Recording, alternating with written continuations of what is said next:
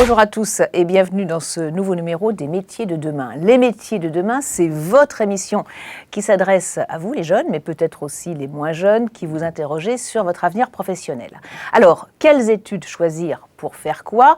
Aujourd'hui, les technologies font que certains métiers sont en train de radicalement changer, ce qui rend les choix encore plus difficile. Comment se projeter? Eh bien, c'est tout l'enjeu de cette émission Les métiers de demain, vous aider à y voir plus clair.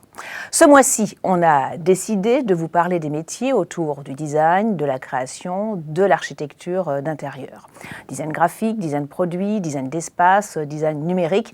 Il n'y a pas un, mais des designs et donc une multitude de métiers. On va justement en parler avec mes invités. Caroline Fontaine, bonjour. Bonjour. Déléguée générale de l'Association des agences conseils en création, l'AACC. C'est ça, voilà. Bravo.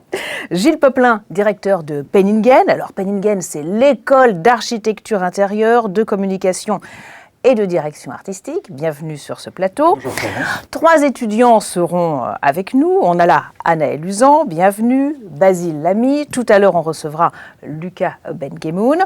On recevra aussi Christopher Dessus, architecte, scénographe, gérant de PAF Atelier, qui nous dira quels sont les profils qui sont recherchés par les entreprises aujourd'hui. Et puis nous terminerons avec notre rubrique Point de vue et Maya Poix, journaliste, chef de rubrique chez Intramuros Magazine. Allez, c'est parti pour cette première émission. Tout de suite, place à l'expert de demain, l'expert.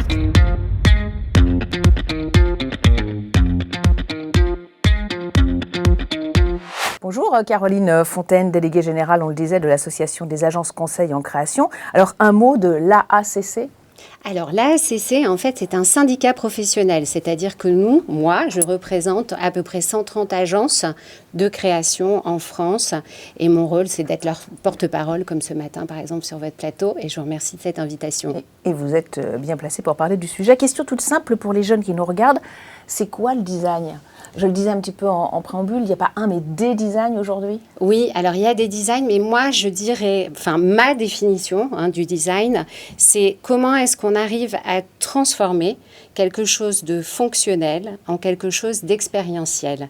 Donc ça veut dire que dans le design, en réalité, il y a une intention, il y a une volonté, et il y a quelque chose qui transforme un objet ou une application, parce que ça peut être aussi sur le digital, et ça peut être, et je pense qu'on va l'aborder au cours de votre émission, sur tout un tas de sujets. Et on parlera bien sûr en deuxième partie d'émission de l'influence de l'intelligence artificielle sur les métiers du design. Mais là, j'aimerais qu'on parle un petit peu des différents métiers du design aujourd'hui. Alors en fait, si vous voulez, moi je représente, donc comme je l'ai dit, les agences en création. Donc il y a toute une palette de métiers de la création qui peuvent être de directeur artistique, directeur de la création, mais pour arriver à faire quelque chose, à produire une idée, à produire une création, il faut aussi avoir des planeurs stratégiques. Enfin voilà, je ne veux pas jargoniser, mais en fait, il y a vraiment tout un éventail de métiers qui fonctionnent ensemble et qui permettent à quelque chose, à une vision d'aboutir. Alors, Gilles Poplin, on parlera tout à l'heure des différents cursus de l'école plus en détail, mais vous n'allez pas contredire Caroline. Il y a plusieurs métiers dans le design. D'ailleurs, vous vous formez. Elle parlait de planeur stratégique. On expliquera un petit peu aux jeunes ce que c'est, mais il y a différents métiers. Tout à fait, il y a différents métiers, il y a différentes appétences pour différents secteurs d'activité aussi. Et c'est aussi, d'un point de vue de l'enseignement, un enjeu, c'est d'aider dans ces différents métiers nos étudiants et les étudiants en règle générale à trouver aussi le point d'atterrissage professionnel qui va les intéresser en fonction de secteurs d'activité qui peuvent être divers et variés. Pour éclairer les jeunes qui nous regardent sur le métier de planeur stratégique, on va dire que c'est celui qui définit le terrain de jeu dans lequel un petit peu les créatifs vont jouer, vont s'épanouir. Oui, voilà, on peut peut-être le dire faire comme ça. Donc. C'est vraiment quelqu'un qui arrive à comprendre ce qu'on appelle un insight, donc qui est très spécialiste de l'opinion publique, par exemple, qui va aller chercher un ressort que le créatif va ensuite activer. Oui, ça veut dire que donc, dans ces métiers du design, on est à la frontière de la communication et de la création, un petit peu. Absolument. Et d'ailleurs, alors je vais vous dire, je trouve que c'est particulièrement vrai en France, et peut-être qu'on y reviendra, mais je pense que la création française est très spécifique et assez merveilleuse. Donc c'est aussi des très beaux métiers et des métiers de soft power, d'influence très intéressants. Je vous fais réagir, je vous vois, Anaëlle, puisque vous avez choisi le cursus communication, on va en parler tout à l'heure chez Penningen, justement, peut-être pour être planeur stratégique un jour. Peut-être, effectivement. Il y a une grande palette de métiers, comme elle le disait, qui s'offre à moi après Penningen en communication. Donc, c'est un sujet dont on pourra reparler. Alors, il y a un point intéressant, Caroline, c'est que vous disiez il faut qu'il y ait une intention. Oui. Donc, si j'entends bien, le métier aujourd'hui, ces métiers autour de la création, du design, ça va au-delà de la création pure. C'est vraiment un petit peu une capacité, on va dire, à appréhender le monde, voire même à aider à dessiner la société de demain. Absolument, absolument. Et c'est pour ça que moi, je porte beaucoup ces métiers-là, parce que je pense qu'ils ont un véritable impact sur le monde qui nous entoure. Et c'est pour ça aussi que ce sont beaucoup des personnalités, en fait, qui sont capables, et c'est ça l'intérêt, en fait, aussi dans la recherche de ces métiers, c'est qu'on va chercher des personnalités. C'est des gens qui ont un point de vue sur le monde, ce sont des personnes qui s'interrogent, qui pensent contre elles-mêmes, toujours. Et en fait, comme je dis tout le temps, on se trompe souvent, on dit que la communication, c'est parler. Or, la communication, c'est écouter.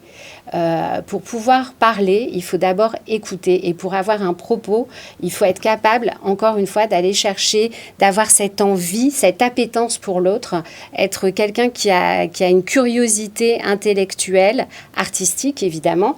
Ça, c'est absolument indispensable. Et être capable d'avoir ce point de vue sur le monde et de l'exprimer. Donc, c'est ça qui est intéressant, c'est cette confrontation à l'existant, et c'est transformer et donc accompagner les besoins qui sont énormes dans la vision du monde aujourd'hui. Vous êtes d'accord avec ce rôle du designer défini par Caroline ? En fait, c'est un profil qui est empathique, qui est vraiment en observation. Je pense que un des vrais enjeux aujourd'hui dans le monde dans lequel on vit, c'est que justement ce créateur, on regarde la manière dont la vie s'écoule, comment les choses finalement s'imposent à nous. Il faut qu'il ait cette faculté à la fois d'observer, de pouvoir restituer son interprétation de ce qu'il observe. Donc on est vraiment sur cette recherche d'affirmer une personnalité sur parfois des modèles qui sont un peu dominants d'un point de vue justement des expériences consommatrices ou clients auxquels nous sommes toujours soumis finalement. Ça nécessite une intelligence particulière ? Ouais. Je pense.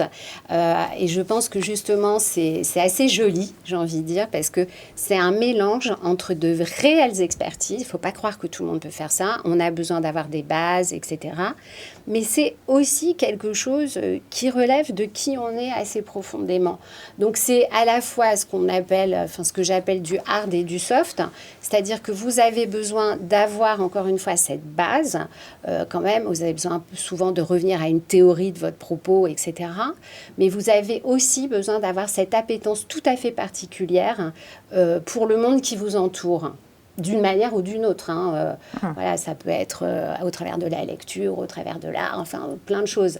Mais c'est un mélange comme ça assez subtil de belles intelligences. Donc, il faut être curieux. Oui. Il faut savoir appréhender un petit peu le monde qui nous entoure, s'y intéresser.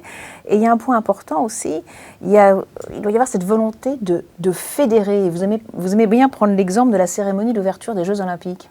Ouais, je trouve que en fait, j'adore parler de cette cérémonie parce que ça a été, je pense, alors évidemment, il y a toujours, comme on est français, on adore les polémiques, donc il y en a toujours, c'est normal, mais il y a eu quand même quelque chose autour d'une concorde nationale de ce moment-là.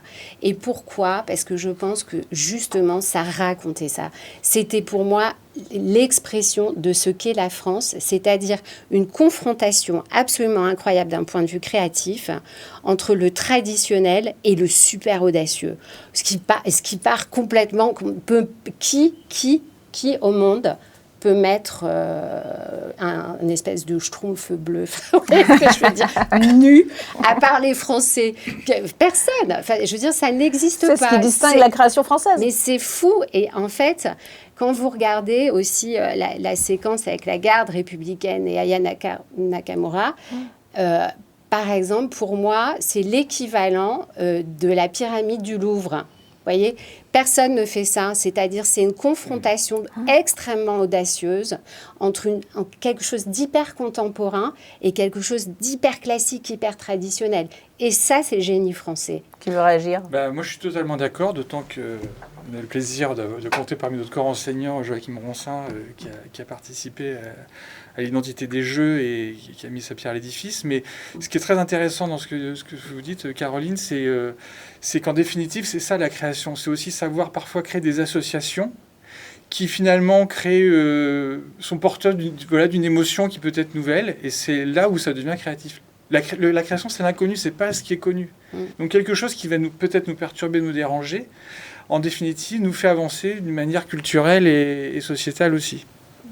Anaëlle ? Oui, non, je trouve ça très intéressant. Et effectivement, la comparaison entre la pyramide et Aya Nakamura, j'y aurais pas pensé. Et en même temps, c'est tellement logique. C'est venir amener de la modernité, quelque chose d'inattendu dans ce qu'on connaît, ce qui fait notre fierté. Et en fait, le mélange, il fonctionne.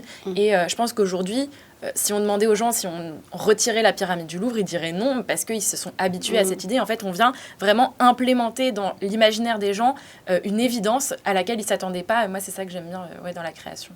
Alors, comment se former justement à ces métiers de la création, métiers du design? Quel cursus, quel diplôme? C'est notre séquence, l'école de demain.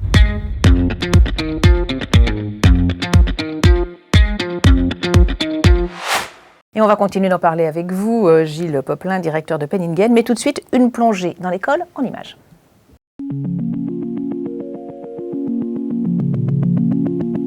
Moi, ma première année à Penningen, je l'ai vécue très bien. Enfin, ça a été quand même difficile au niveau du rythme. Faut pas se cacher qu'il faut être organisé.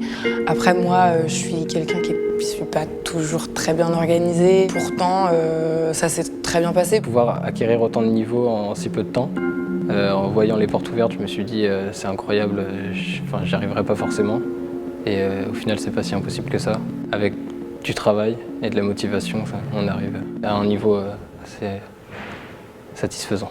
Quand on regarde les premiers sujets qu'on a eus en art graphique par exemple, ou dans n'importe quelle matière, et qu'on s'imagine les refaire 6 mois après, personne n'aurait fait les choses de la même manière parce qu'on a entre-temps eu un œil qui s'est vraiment amélioré et enrichi, une culture visuelle aussi qui s'est vraiment enrichie en un an.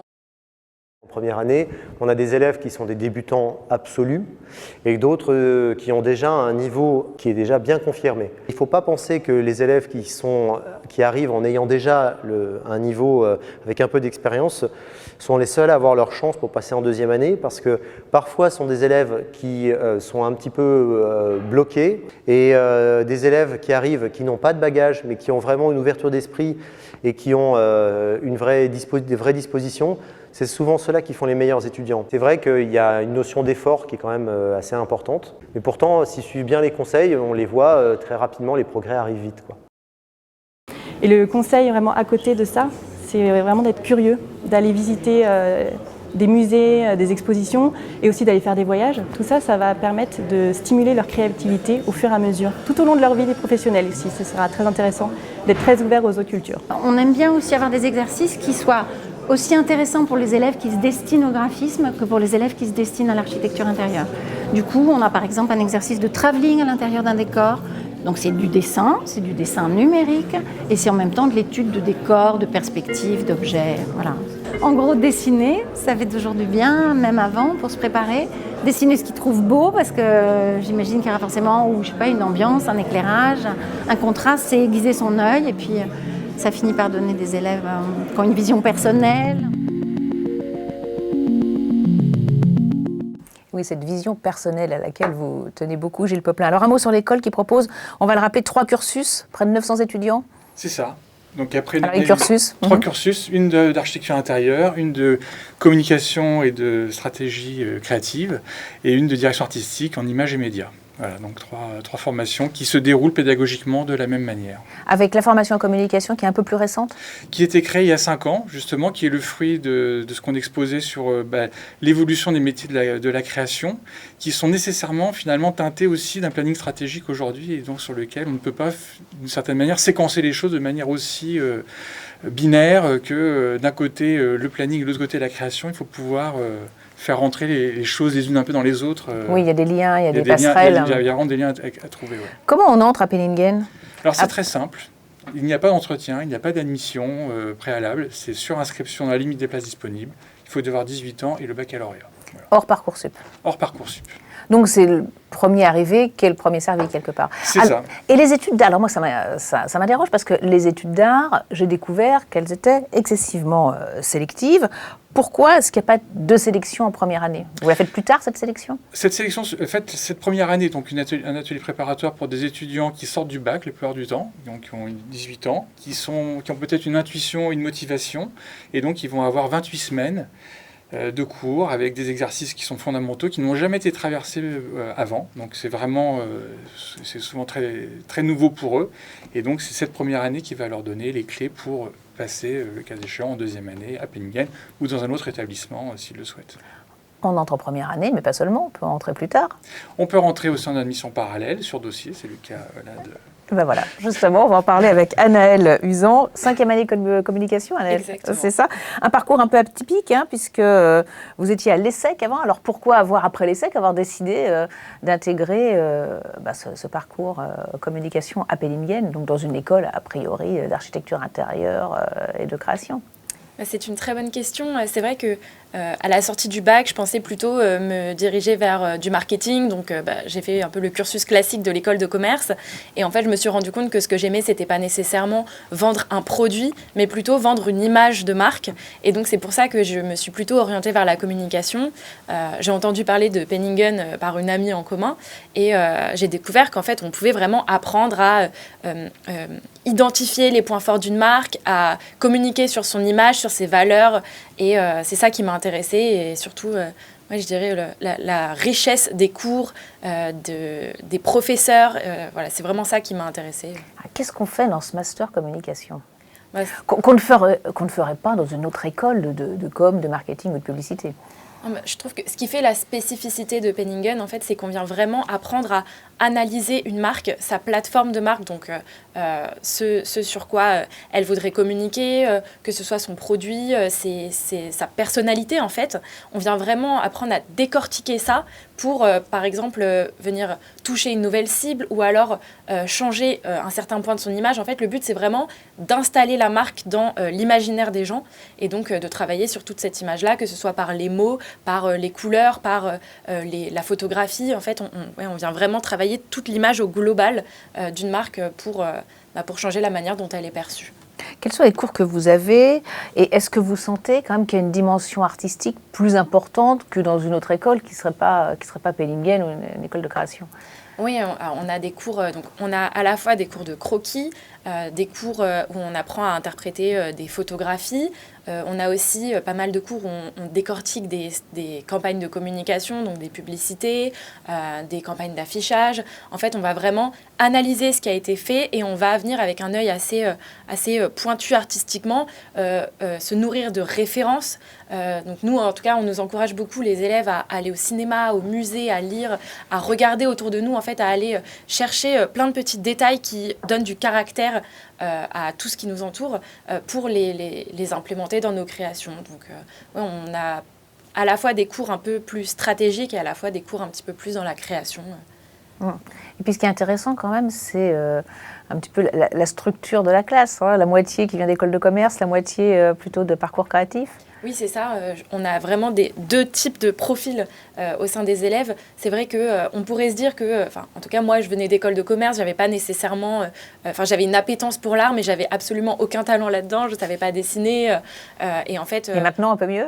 Un petit peu mieux, mais c'est pas encore ça. Mais c'est vrai que, par exemple, quand je regarde les premières présentations que j'ai pu faire pour des cours, je me rends compte que on m'a appris à bien utiliser une typographie, à hiérarchiser mes images, toutes ces choses-là, en fait, qu'on n'apprend pas forcément dans les autres écoles de communication. Là, on nous apprend vraiment à avoir un regard un peu différent. Et puis, au contraire, les élèves qui viennent plutôt d'une formation artistique, eux, ils ont eu tout cet enseignement stratégique, comment on construit une stratégie pour une marque, une plateforme de marque, en fait, toute cette partie-là qu'eux, ils ne connaissaient pas du tout parce qu'ils avaient vraiment que le côté plutôt visuel, artistique. Alors, à quoi il forme ce master, Gilles?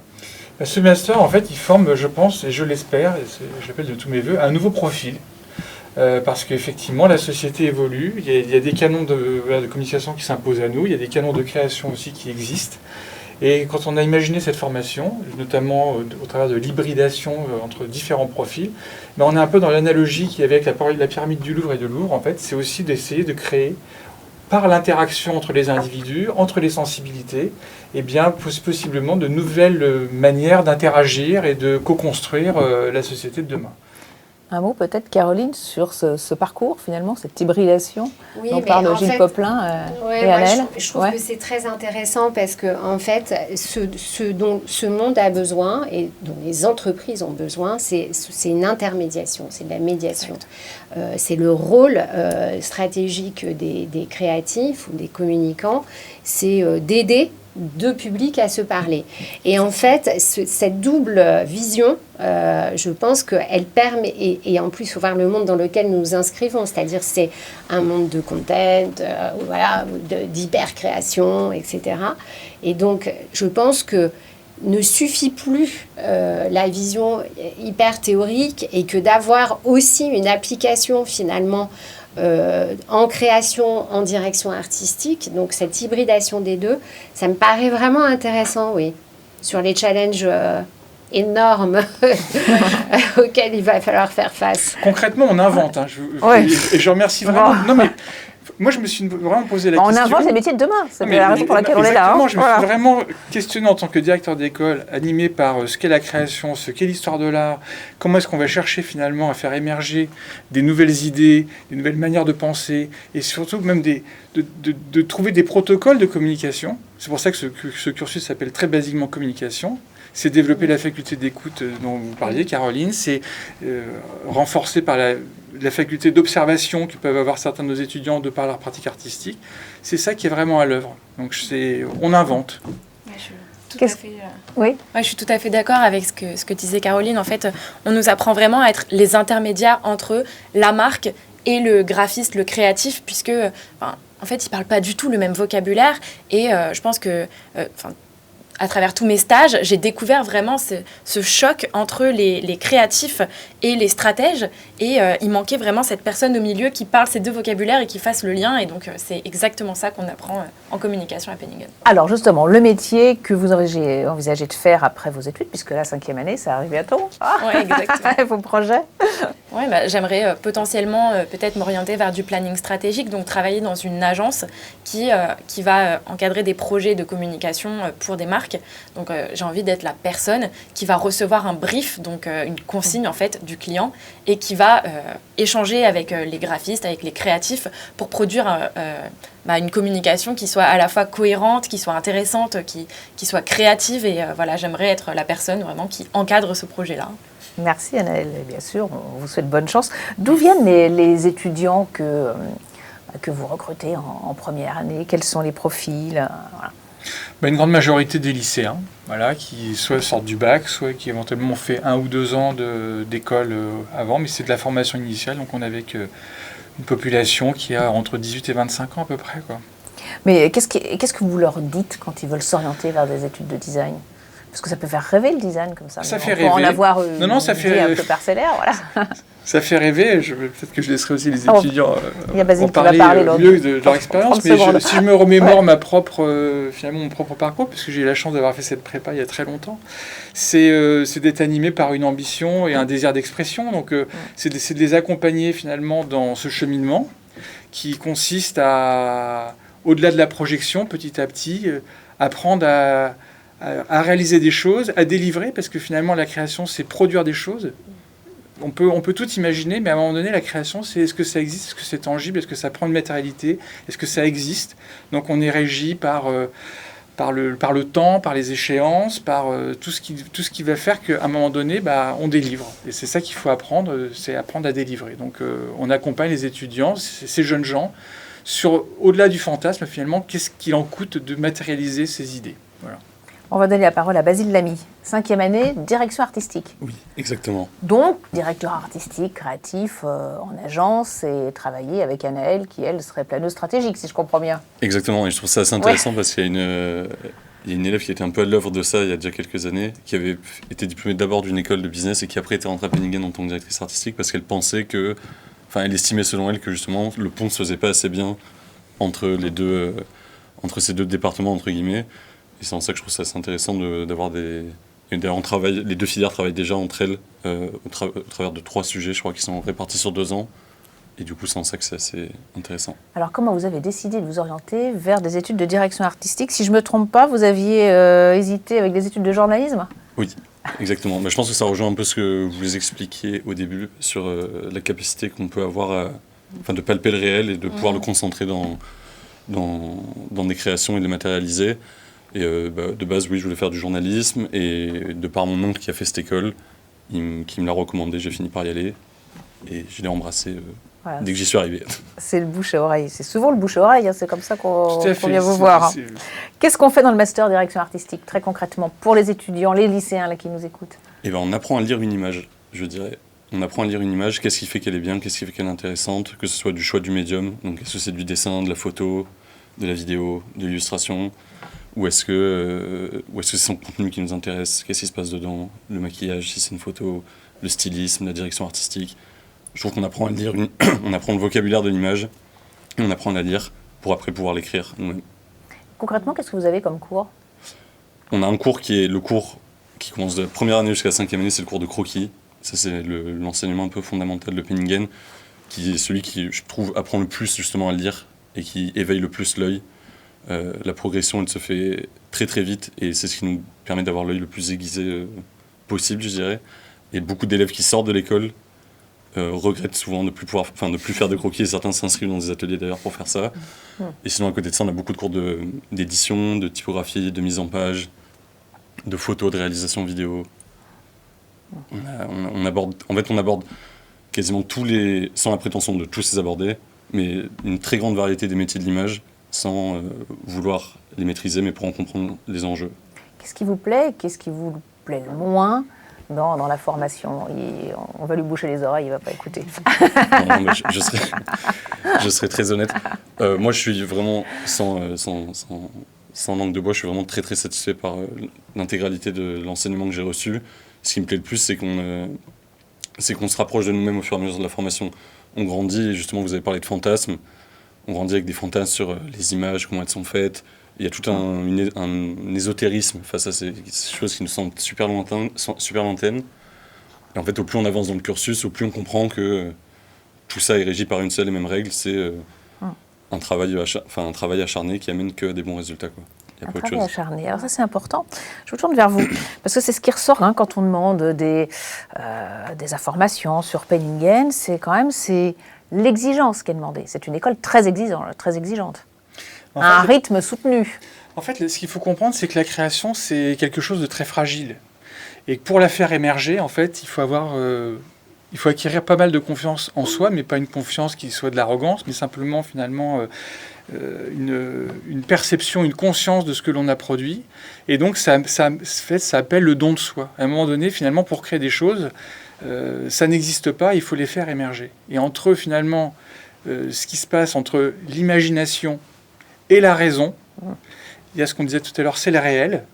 Et ça, de ce point de vue-là, ça va demander en fait beaucoup d'efforts parfois à nos étudiants pour le comprendre, parce que finalement, c'est quelque chose qu'ils doivent découvrir. Et beaucoup d'investissement personnel. Oui, je trouve qu'il y a beaucoup de fantasmes du talent, de quelqu'un de très talentueux, tout ça. On apprend vite à Penningen, et même en études, même en général dans la vie, on apprend vite quand même que tous les grands créatifs, ce n'est que le fruit du travail acharné. Peut-être que le talent réside dans le travail acharné, mais il n'y a que ça qui amène à de la grandeur, je suppose.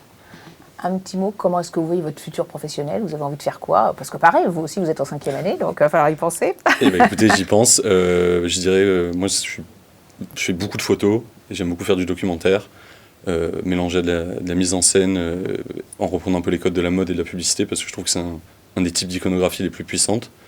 Et je trouve ça intéressant de la mêler avec justement l'iconographie et la spontanéité du documentaire. Donc j'aurais à cœur de traiter des sujets et aller à la rencontre de communautés et en faire des livres ou des documentaires. Merci beaucoup, Basile. Avec plaisir. Qu'attendent les entreprises des formations en design et en architecture d'intérieur? On en parle tout de suite dans notre séquence L'entreprise de demain.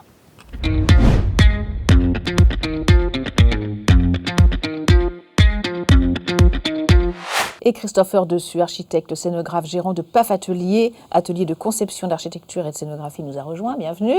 Bonjour. Bonjour Christopher. Alors un mot de votre parcours entre design, scénographie, architecture d'intérieur, à la fois concepteur et producteur, expliquez-nous. Oui, je fais plein de choses, mais oui.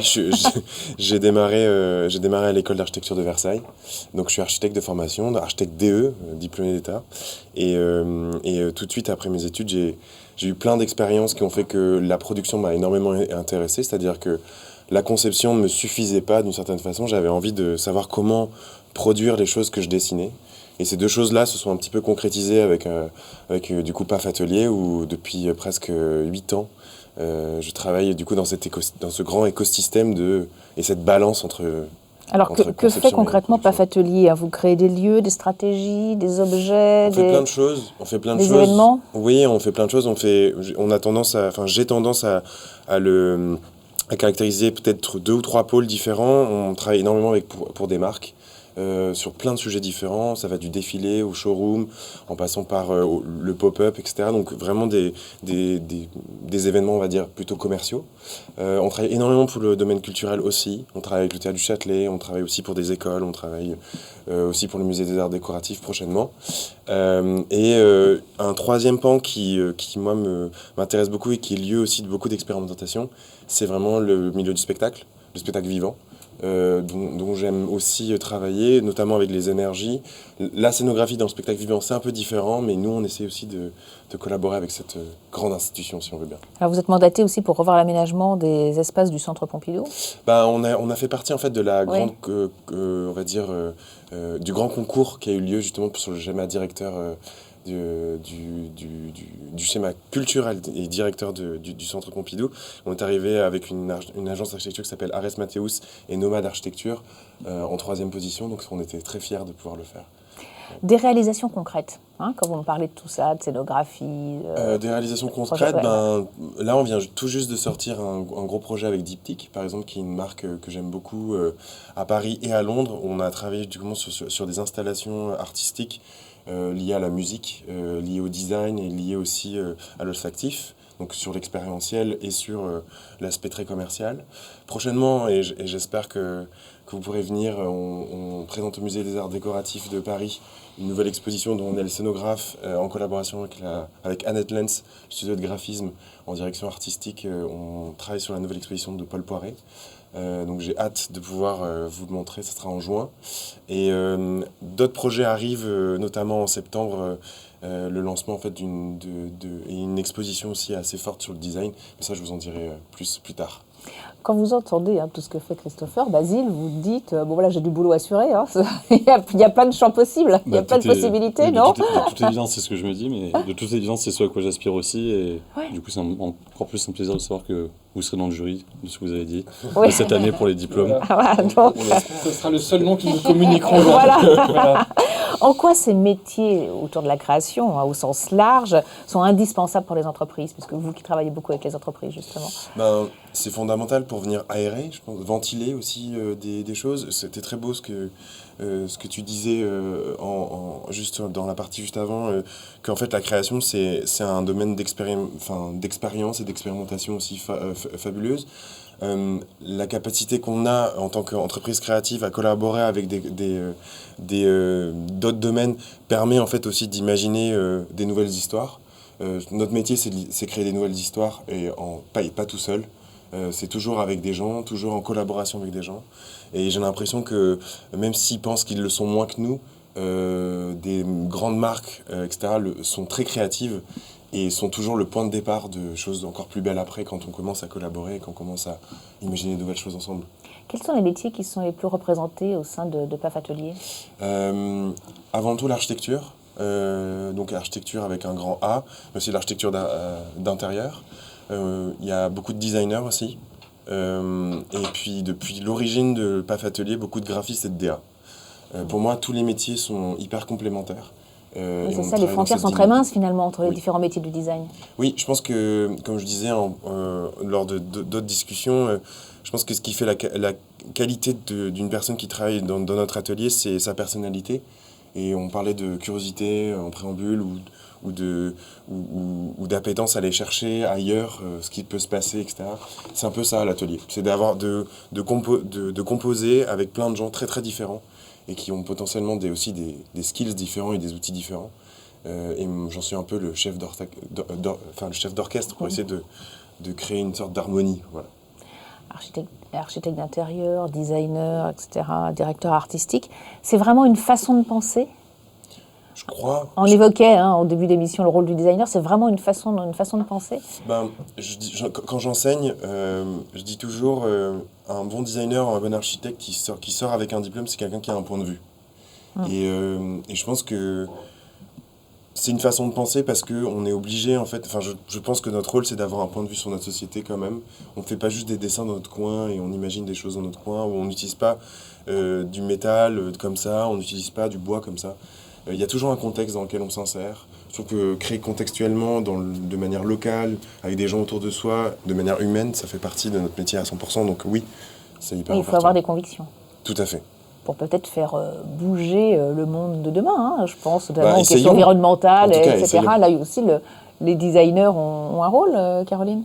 Mais pour moi, c'est évident et il y a que de cette manière-là. D'ailleurs, je pense qu'on y arrivera parce qu'en fait, on ne peut pas toujours faire contre les gens. Il faut que les gens aient envie de quelque chose. Et donc, pour qu'ils aient envie, il faut être capable de leur donner un narratif dans lequel ils puissent s'inscrire. Avec eux aussi une vision. C'est une manière, pour moi, c'est une façon de respecter les gens. C'est très important, ces métiers artistiques, parce que c'est des métiers aussi de respect de l'autre. Ce qui est intéressant quand on préparait cette émission, Christopher, vous m'avez dit, et j'ai trouvé ça très bien, voilà, c'est quelqu'un qui doit avoir des lunettes pour voir le monde. Oui, j'aime bien prendre cette petite métaphore parce que c'est une sorte de prisme qu'on construit à l'école, qu'on construit aussi dans sa curiosité, en rencontrant des gens, en allant voir des spectacles ou en visitant une exposition. Je pense que c'est effectivement la question d'un point de vue, mais c'est aussi la question de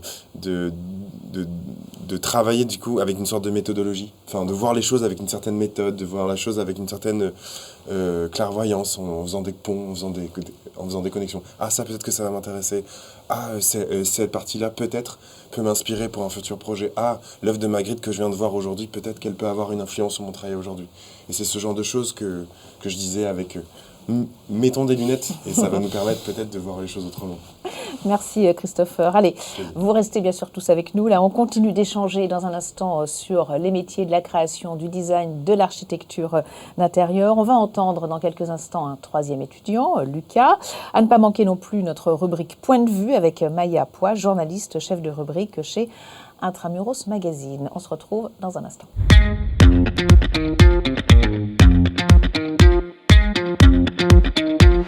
Et on se retrouve pour la deuxième partie de l'émission Les métiers de demain. On continue de vous parler, de vous faire découvrir les métiers autour de la création, du design, de l'architecture d'intérieur, des métiers qui sont en pleine mutation. Et j'ai le plaisir d'accueillir Lucas Benkemoun, étudiant en 5e année d'architecture d'intérieur à Penningen. Bonjour Lucas. Dans un instant, Maya Poix, journaliste chef de rubrique chez Intramuros Magazine, nous rejoindra. Et puis Gilles Poplin, Christopher Dessus et Caroline Fontaine sont toujours avec nous. Alors Lucas, parlez-nous un petit peu de votre parcours. Vous êtes en 5e année d'architecture d'intérieur. Comment est-ce que vous êtes venu à ces études ? Un petit peu par hasard, quand on avait discuté ensemble, c'est ce que vous m'aviez dit. Oui, c'est ça, c'est que je cherchais à rentrer dans les métiers de la création. C'est ce que je faisais au lycée ne m'intéressait pas trop, c'était pas très passionnant. Et donc je voulais faire quelque chose dans ces métiers-là. Et c'est le bouche à oreille, pareil. On m'a parlé de l'école. J'ai fait une semaine pendant les vacances dans cette école. Vous avez fait un stage découverte. Exactement. C'était une semaine où on nous apprend un peu c'était surtout le processus créatif, comment on construit une idée, etc. Et c'est l'ambiance de l'école, on la découvre à ce moment-là. Et c'est ça qui m'a plu. Voilà. Alors, on disait tout à l'heure qu'il n'y avait pas de sélection à l'entrée, mais ce stage découverte, c'est quand même important parce que c'est le moyen de savoir déjà si on a une appétence, si on a envie de s'orienter 5 ans vers ce genre d'études. Et 5 ans et parfois même une vie, parce qu'en fait, il s'agit presque de découvrir une richesse intérieure. Donc c'est vrai qu'il faut pouvoir l'éprouver, il faut pouvoir tester un peu les choses, voir si ça correspond, parce que entre avoir l'envie et puis passer à l'acte, c'est encore autre chose. Et effectivement, ces stages qu'on a mis en place il y a quelques années maintenant, permettent à des jeunes lycéens d'éprouver un peu s'ils ont quelque chose qui palpite en eux, quoi, voilà. Alors, votre master architecture d'intérieur, qu'est-ce qu'on y apprend concrètement ? On apprend un peu la création dans l'espace, on apprend à gérer des volumes, à créer une ambiance, une identité dans un lieu existant ou pas existant, à créer une identité, etc. Et surtout, on a un œil un peu sur tout ce qui se passe et sur un peu sur le monde et ce qu'on a envie de faire dans un certain contexte. Qu'est-ce que vous avez comme cours ? Alors, on a des cours de design, d'architecture intérieure, d'architecture. On nous apprend pas mal aussi, c'est des cours de construction pour au moins, sans être vraiment, on va dire, très précis là-dedans, on a des notions et on sait de quoi on parle. On sait avec qui on va travailler, avec qui on va... Il y a des cours communs avec d'autres, avec les autres masters ou pas ? On a en 4e année, tout au long du cursus, on a des cours avec la direction artistique et la communication. Alors, qu'est-ce que vous avez fait comme projet dont vous êtes particulièrement fier durant ces années ? On a rendu un projet avec la communication et la direction artistique qui était sur le développement d'une exposition sur un savoir-faire. Donc, on tirait au sort un savoir-faire, on devait monter tout un projet autour de ça. C'était assez intéressant de parler avec des métiers différents qui ont une autre façon d'appréhender un projet. Et donc, c'était assez intéressant. On a réussi à monter, à créer une vraie équipe. C'était assez cool. Et l'architecture d'intérieur, c'est un choix que vous faites tout de suite quand vous rentrez à Penningen, en 2e année, ou ça se fait un petit peu plus tard, comment ça se passe ? À la fin de la première année. À la fin de la première année, on choisit ce qu'on veut faire. Et ensuite, au fur et à mesure, après la première année, du coup, on a nos vœux, quoi. Vous avez des projets après le diplôme ? Qu'est-ce que vous voulez faire ? Sauf vous aussi, vous êtes en 5e année. Oui, c'est ça. Déjà, finir le diplôme, c'est déjà pas mal. Et ensuite, rentrer dans la vie professionnelle, commencer en agence pour faire un peu d'expérience et après, potentiellement monter ma propre agence. Alors ça, c'est marrant, monter votre propre agence. Et ça, il y a beaucoup d'étudiants comme ça qui choisissent pas forcément d'aller bosser en entreprise, mais qui veulent se mettre à leur compte. En fait, je pense que c'est un processus un peu inhérent à des cursus de création, où finalement on est à l'œuvre de choses, donc on voit qu'on est capable de délivrer, qu'on est capable de produire, et que parfois, au regard même des méthodologies qu'on peut développer, de l'articulation, du schéma presque intellectuel qu'on peut développer, on a parfois envie on a une aspiration à développer une activité en nom propre ou à fédérer des collaborateurs ou des prestataires autour de soi. C'est vrai que c'est souvent assez inhérent à ce type de formation, l'envie d'entreprendre à son compte, en agence ou même parfois sur des produits, parce qu'on a aussi parfois des diplômés qui vont même vraiment créer des marques avec des productions de produits, et ça va au-delà juste de la prestation d'architecture ou de direction artistique ou de communication, quoi. Quelle est la méthodologie de Penningen ? Alors, créer des expériences, mais est-ce que les étudiants travaillent sur des projets réels ? Vas-y, je te laisse démarrer. On a des projets fictifs, bien sûr, pour les cours. C'est des projets fictifs. Après, on a l'occasion quelquefois de faire des workshops avec justement des marques ou des gens qui viennent chercher justement des étudiants de l'école pour créer pour le coup du concret. Et donc ça, c'est important. Je pense qu'il y a déjà des marques qui ont envie d'avoir l'expérience en fait, cet ancrage d'étudiants. Il est essentiel parce que, comme je le disais, la production, c'est inhérent à la création. Il ne peut pas y avoir je pense, de création s'il n'y a pas, finalement, elle n'est pas corrélée à un moment donné de la production. Et on a besoin, pour produire de manière consciente, d'avoir des éléments de contexte qui vont être définis. Donc de travailler avec des marques ou des institutions, ça nous permet justement d'avoir des insights, comme on en parlait au tout début de l'émission, de pouvoir comprendre finalement quel est le besoin, quelle est l'attente, et de savoir et de découvrir la direction de création qu'on peut proposer par rapport à ce besoin. Alors aujourd'hui, il y a l'intelligence artificielle qui bouscule un petit peu tout. Comment est-ce que vous préparez les étudiants à ça ? Alors, nous les préparons de 2 manières. Un, en proposant des cours qui vont convoquer cet outil, ces outils génératifs. Voilà. Ça, c'est important de pouvoir être dans l'époque. Et puis aussi, on le disait, en regard de la curiosité, en regard du savoir-faire qui quand même anime finalement tout processus créatif, il faut pouvoir développer l'intelligence émotionnelle et l'intelligence manuelle, parce qu'en fait, c'en est quand même une qui doit nécessairement en fait nourrir la qualité du prompt qu'on va faire ou de l'ordre qu'on va donner à la machine. En fait, la machine est un bruit blanc. Il faut pouvoir lui donner les bons inputs. Donc les bons inputs, ça veut dire qu'il faut de la culture, c'est-à-dire qu'il faut du savoir-faire, qu'il faut connaître en fait un certain nombre de techniques pour ne pas se laisser dominer par la machine, mais qu'on puisse l'abreuver intelligemment. Qu'est-ce que ça va changer, Caroline Fontaine, l'intelligence artificielle pour ces métiers ? Alors, ça va changer et ça a déjà changé quand même pas mal de choses. En fait, l'IAG, générative, d'abord, il y en a plein. Il y en a énormément, des différentes, ça bouge tout le temps. Quasiment tous les jours, il y en a une nouvelle qui sort. Et il y a beaucoup de choses qui sont très impactées par cette fulgurance. Nous, de toute façon, toutes les révolutions, vous ne luttez pas contre une révolution. Et surtout une révolution technologique, elles ont toujours apporté du progrès. Donc, il n'y a pas de raison que celle-là soit différente une fois encore. Mais pour les agences, il y a quand même, il faut quand même se dire, ça a une influence sur un certain nombre de métiers. C'est-à-dire qu'il y a des métiers qui étaient des métiers très de main, où on parlait de croquis en début d'émission.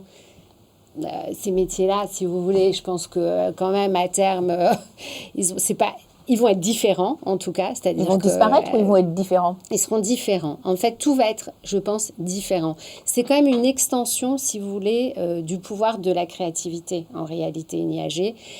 Si vous les maîtrisez, quand vous amusez, on va dire, c'est très expérientiel, donc c'est assez fascinant. Après, il faut faire très attention à un certain nombre de choses, mais c'est quand même une extension de la créativité. Ça crée des possibilités aussi absolument merveilleuses. Donc ça va pousser à être encore plus créatif ? Je crois. En fait, ce qui est intéressant aussi dans cette révolution, ou si on peut appeler ça une évolution peut-être, c'est que ça touche jusqu'à notre quotidien. Et c'est ça qui est intéressant, je trouve, en la comparant à une révolution industrielle comme on a pu l'avoir il y a des dizaines d'années. Ce que je trouve intéressant en fait dans cette évolution, j'aime bien l'appeler plutôt évolution, c'est le fait de pouvoir avoir un outil supplémentaire qui va nous permettre, moi je le vois au quotidien, de se poser la question de la réalité de l'objet qui va être potentiellement produit après, d'avoir peut-être une ouverture différente, donc à dire une curiosité supplémentaire, de pouvoir interroger une interface ou l'alimenter, comme tu disais, par plein de choses. Moi je le vois au quotidien, on l'utilise presque pour générer des formes qui vont peut-être jamais être réalisées, mais qui vont permettre dans le processus créatif de nous alimenter. Bref, je pense que c'est un terreau très intéressant, et comme tu le dis très bien, il ne faut pas lutter contre, il faut jouer avec. Il y a déjà eu beaucoup d'évolutions qui ont procédé et qui ont impacté la création. Enfin, quand le paramétrique est intervenu dans l'architecture, il a permis finalement d'éprouver des choses en termes d'ingénierie et de représentation qui étaient différentes. Donc en fait, ça fait gagner du temps. Mais en tous les cas, ça peut puissancer le talent, mais en tous les cas, ça ne pourra jamais le supplanter, je pense. Parce que cette richesse-là, elle est dépendante finalement des personnalités et de ceux qui finalement ont les idées. Oui. Donc, comment vous voyez, Lucas, l'arrivée de l'intelligence artificielle, menace ou opportunité ? Non, opportunité. C'est un outil qu'il va falloir manier, et c'est pour ça qu'on l'a aujourd'hui, on s'entraîne là-dessus. Mais oui, c'est un outil qui est toujours bon d'avoir de son côté, dans la création en tout cas. Alors, avec l'arrivée de cette intelligence artificielle, quels sont les types de compétences recherchées par les entreprises ? C'est notre séquence, l'entreprise de demain.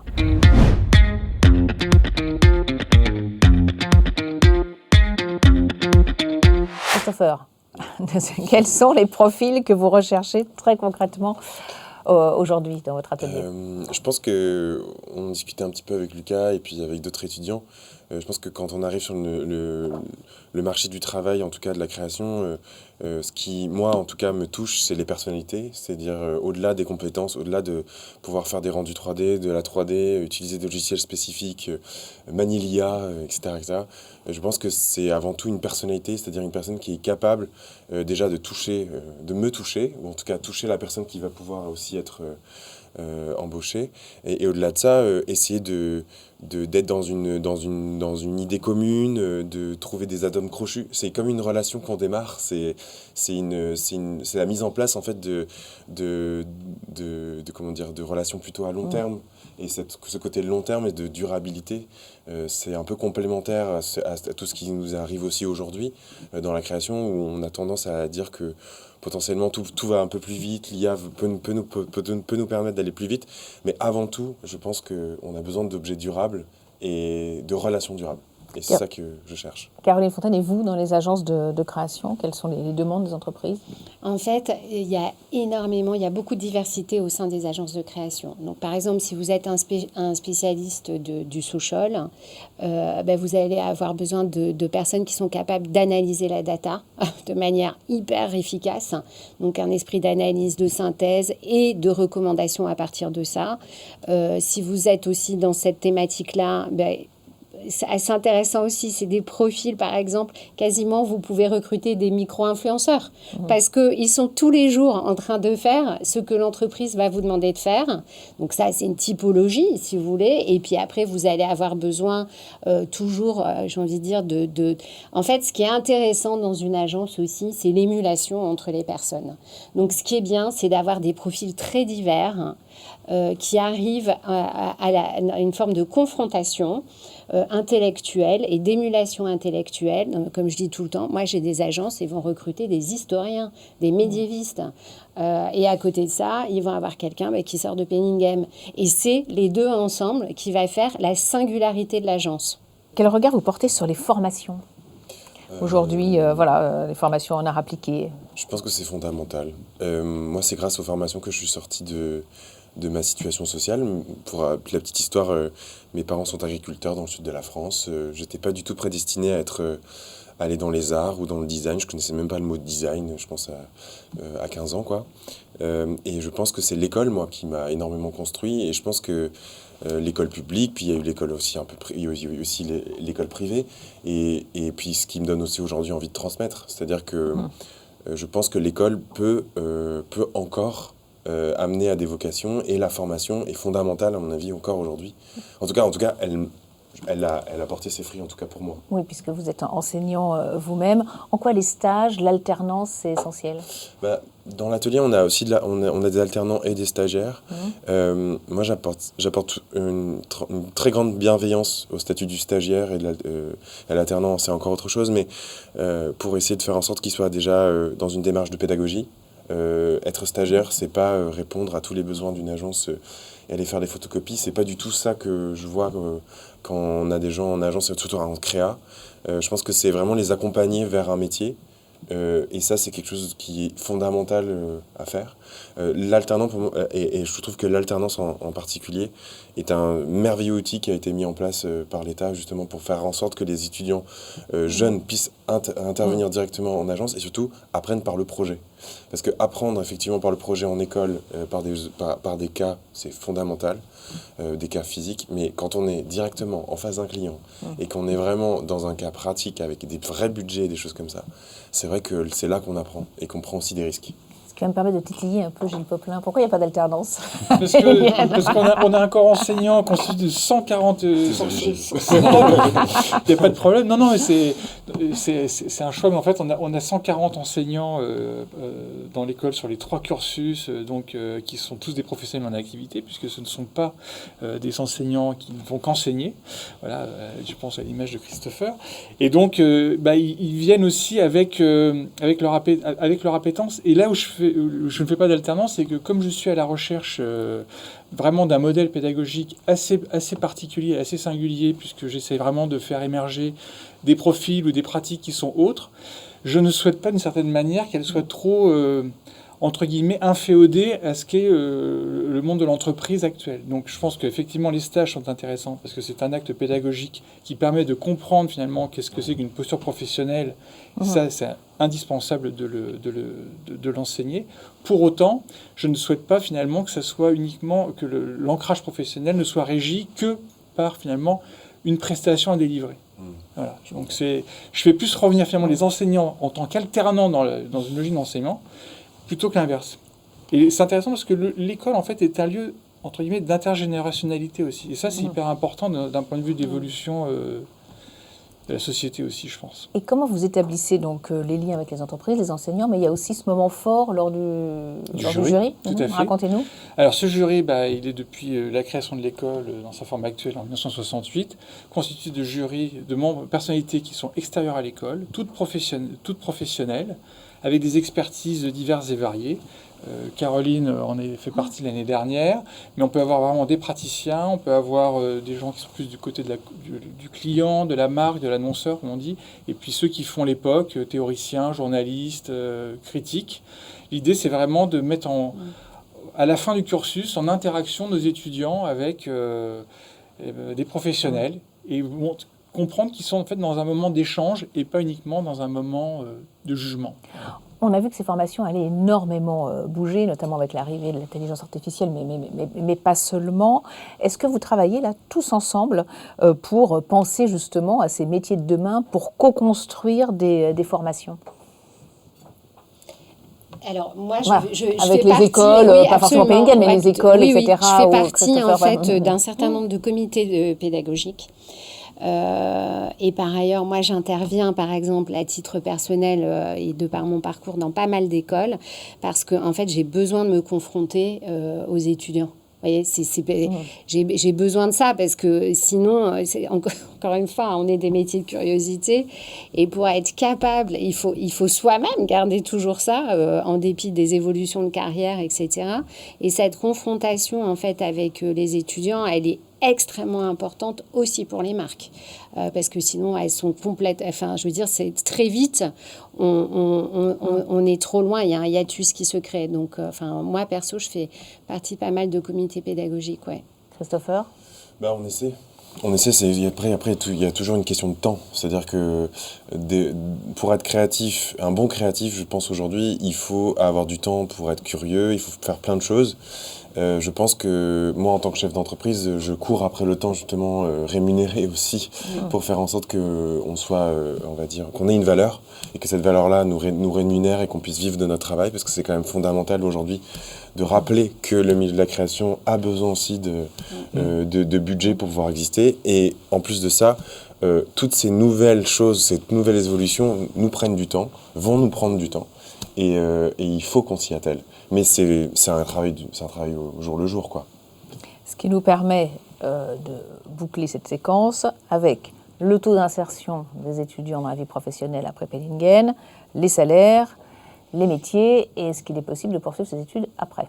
Si on veut faire une spécialisation dans un autre domaine. Voilà. Il est possible de poursuivre les études. D'ailleurs, en architecture intérieure, souvent, certains continuent après et intègrent des cursus d'architecture dans des écoles type Versailles. La question, c'est vos diplômes le permettent. Les diplômes le permettent. Okay. Donc, nous délivrons des titres certifiés. Donc, c'est une formation qui est professionnalisante. Le taux d'insertion est toute filière confondue de 97%, donc c'est quasiment la perfection. Là où c'est... En fait, ce taux, il faut finalement le commenter.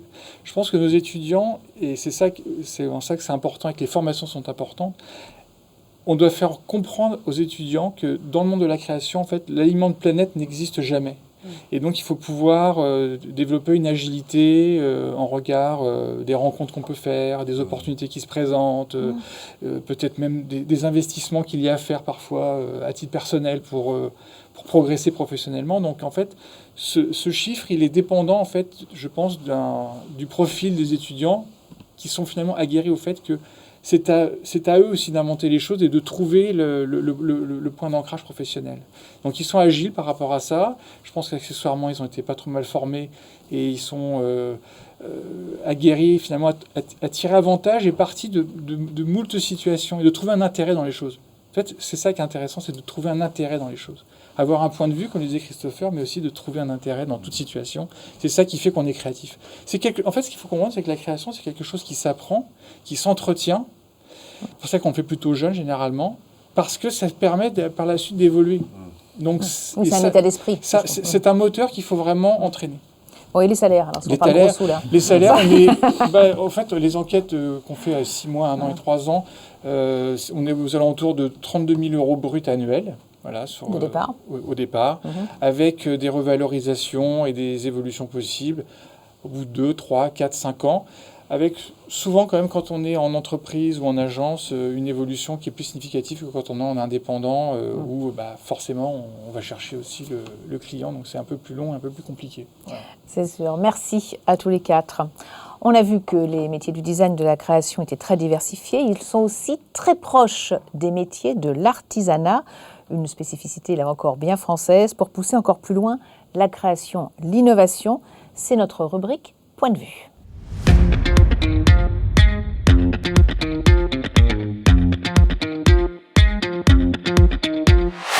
Et nous accueillons Maya Poix, bonjour, journaliste chef de rubrique chez Intramuros Magazine.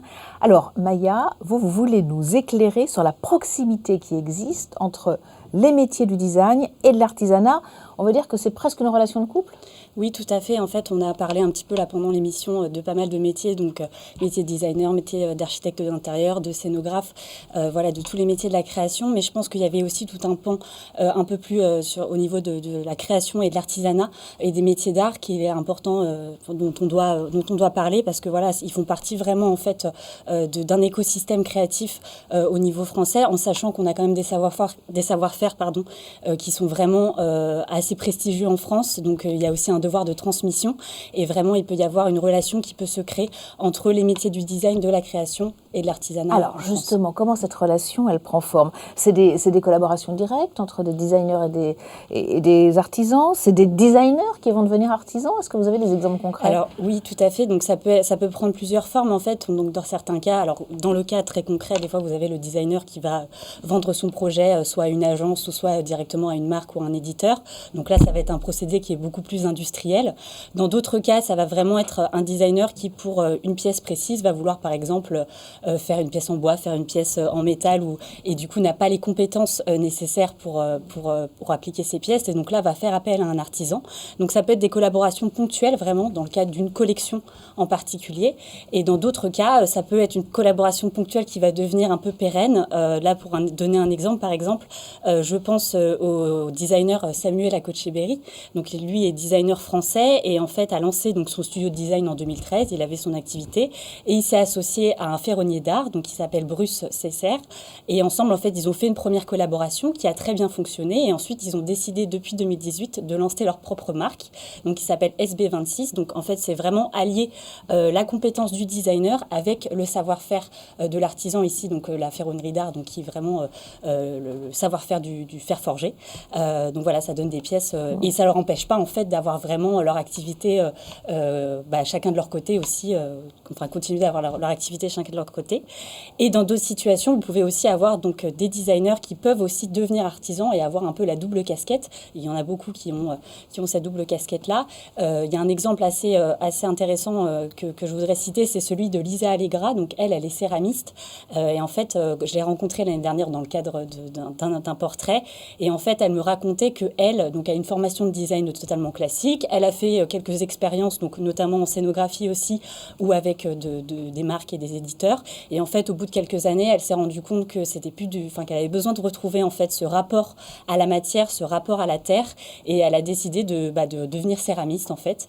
Et moi, ce qui m'a interpellée, c'est pour ça que je la citais aujourd'hui en exemple, c'est que elle me disait qu'elle se désignait elle-même comme artiste designeuse. Voilà, qu'elle voulait pas qu'on la définisse non pas seulement comme designeuse ou comme artisane ou artiste. Pour elle, les deux fonctions étaient totalement complémentaires en fait. Comment est-ce que le gouvernement accompagne et valorise ces métiers ? Alors, il y a plusieurs biais. Donc, au niveau du gouvernement, il peut y avoir des choses qui sont mises en place, donc des accompagnements financiers qui peuvent être un peu larges, mais des aides. Des aides, exactement. Mais il peut y avoir aussi des institutions. On a quand même pas mal d'institutions en France qui sont mises en place, notamment, je pense aux ateliers de Paris, qui sont vraiment un levier, en fait, un incubateur qui permet à des jeunes créateurs de se lancer et de se faire accompagner, en fait, dans le lancement de leur marque, de leur concept. Donc, c'est vraiment à destination de jeunes designers, de créateurs de mode, d'artisans, en fait, qui ont des métiers d'art spécifiques. Et en fait, on les accompagne donc pendant 2 ans. On leur offre en fait des locaux, on leur offre des formations gratuites pour apprendre vraiment à gérer leur communication, gérer leurs réseaux sociaux.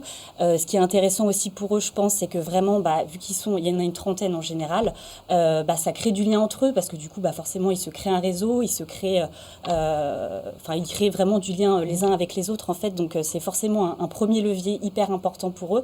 Et généralement, tous les designers avec qui j'ai pu discuter et qui étaient sortis ou designers ou créateurs qui étaient sortis de cette expérience-là, en gardaient un très beau souvenir et généralement on parle d'eux ensuite. Un petit mot, on disait que ces métiers sont aussi les métiers de demain, il va falloir se former et là il y a une quantité pléiade de formations possibles pour ajouter des certifications supplémentaires finalement à des formations initiales que l'on pourrait avoir. Oui, exactement. Comme le disait Christopher tout à l'heure, en fait, les designers et en tout cas tous les créateurs d'aujourd'hui, en fait, sont des gens qui sont très curieux, qui veulent constamment apprendre de nouvelles choses, en fait. Donc, je pense qu'un designer, il a toujours la soif d'apprendre, toujours la soif de vouloir avoir de nouvelles possibilités d'apprendre. Et du coup, ça va passer par des formations complémentaires. Donc, par exemple, quand vous avez Lisa Allegra, donc bon, elle s'est formée un peu seule, mais je sais pas, vous êtes designer et vous voulez apprendre un petit peu le savoir-faire du bois, et vous pouvez avoir des formations qui sont proposées. Il y a le Campus Mana, c'est une autre institution qui a été lancée en 2023 par un designer, et en fait ça donne des formations vraiment de designer à designer ou d'artisan à artisan en fait. Donc c'est assez formateur pour eux et ça permet de pouvoir avoir de nouvelles cordes à nos arcs, si on peut dire ça comme ça. Puisque les métiers de la création, tout le monde l'a dit un petit peu dans l'émission, sont en constante évolution. Il y a de nouveaux outils en permanence, de nouvelles manières de voir les choses et de nouvelles manières de construire le monde de demain finalement par tous ces biais-là. Un dernier mot sur une actualité à venir qui concerne votre magazine. Oui, tout à fait, pour dire quelques mots. Intramuros, donc nous, on a été créé en 1985, donc on va fêter nos 40 ans cette année au mois de septembre. Et là, en fait, la grosse actualité qu'on va avoir, c'est que en avril, donc durant la Design Week de Milan, donc qui est quand même un événement, le plus gros événement international en design, en design, on va avoir une exposition qui va avoir lieu au Labo, donc c'est un lieu culturel qui a été lancé il y a 3 ans durant la Design Week de Milan. Donc du 6 au 11 avril, on va présenter en fait un panel de créateurs, de marques, d'éditeurs qui valorisent en fait les savoir-faire et la création française, dont 5 des incubés des ateliers de Paris. Donc ça fait un petit peu aussi le lien avec ce que j'ai pu dire juste avant. Mais voilà, si certains sont de passage à Milan pendant cette période, donc du 6 au 11 avril, n'hésitez pas à venir nous voir. Merci beaucoup. Merci. Ria. Merci beaucoup. Merci à vous tous d'être venus sur le plateau. Merci aussi à vous qui nous avez suivis. J'espère que cette émission vous aura aidé à y voir un petit peu plus clair pour vos orientations, vos réorientations en tout cas, en ce qui concerne tous ces métiers autour du design, de la création, de l'artisanat. Vous pouvez nous retrouver sur Demain TV, sur MCE, ma chaîne étudiante, les réseaux sociaux bien sûr, et notre chaîne YouTube, Job Talk TV. À très vite pour une nouvelle émission.